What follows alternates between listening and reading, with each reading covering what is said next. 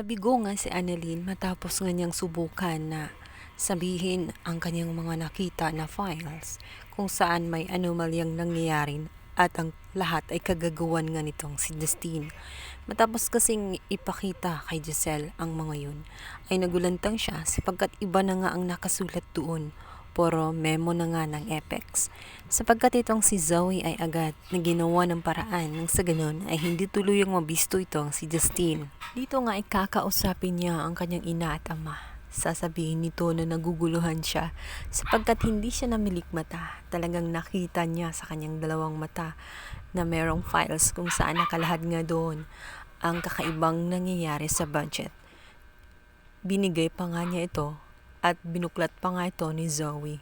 Kung kaya't nagtataka siya kung bakit ganun ang nangyari at iba na ang files nung ipinakita kay Giselle. Subalit, nag-aalala nga itong si Lynette dahil na rin sa kapag binanggangan niya ng tuluyan itong si Justine, totoo man ang kanyang mga nakita o hindi, ay maaring magkakaproblema sila dahil isa rin sa makakabangga niya ay ito nga ang si Giselle na naging mabuti naman sa kanilang mag-ina.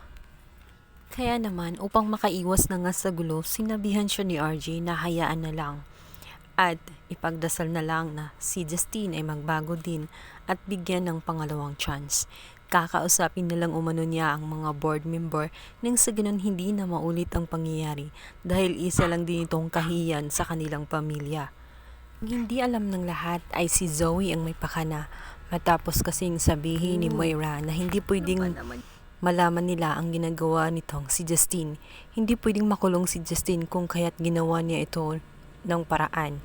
Pinagpalit niya ang files na nakita ni Annalyn. Kaya naman, nung makalabas nga itong si Justine, ay agad na papalakpak itong si Zoe na excited na makita siya upang asarin.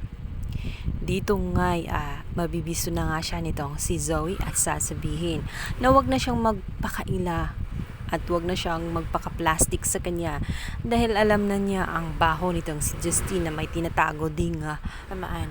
Pinaalala lang naman nitong si Zoe na siya lang naman ang naging dahilan kung bakit iba na ang files na nakita nitong si Giselle dahil siya ang nagpalit ng mga files na yun kung kaya't utang niya ang kanyang kalayaan at sa ngayon ay papit na nga siya nitong si Zoe. Talagang magawa itong si Justine kahit labag sa kanyang kalooban na sundin itong si Zoe. Ngunit dahil may alas nga itong si Zoe ay mapipilitan siyang maging sunod-sunuran dito dahil isang pagkakamali lang niya at kapag kinokontra nga niya itong si Zoe ay si Zoe na nga mismo ang magpapakick out sa kanya sa Apex. Bilang banda, matapos ng malaman ni Moira ang pangyayaring yun ay agad-agad tinawagan niya itong si Justine. Sinabi nito na may kailangan siyang malaman tungkol sa kanyang amang si Eric. Subalit palusot lamang ni Moira iyon. Gusto talang gawin ni Moira ay makipagsanib si Justine lalo't alam na niya at may ala silang mag-ina si Zoe. Siya lang naman ang isa sa dahilan kung bakit nakaligtas at utang daw ni Moira ang kanyang kalayaan. Balit kahit anong gawin ni Moira ay hindi sasanib itong si Justine sa kanya.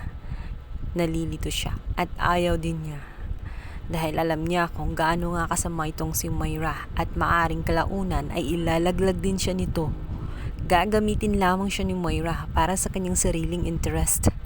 Samantala, maaabutan nga sila nitong si Giselle matapos nga silang mag-usap. Kung kaya't galit na galit itong si Giselle kung bakit niya kinakausap ang anak niya. Ano ba daw ang gusto niya? Tinuturuan ba daw umano ni Moira ang kanyang anak na si Justine ng mga kasamaan na kanyang nalalaman?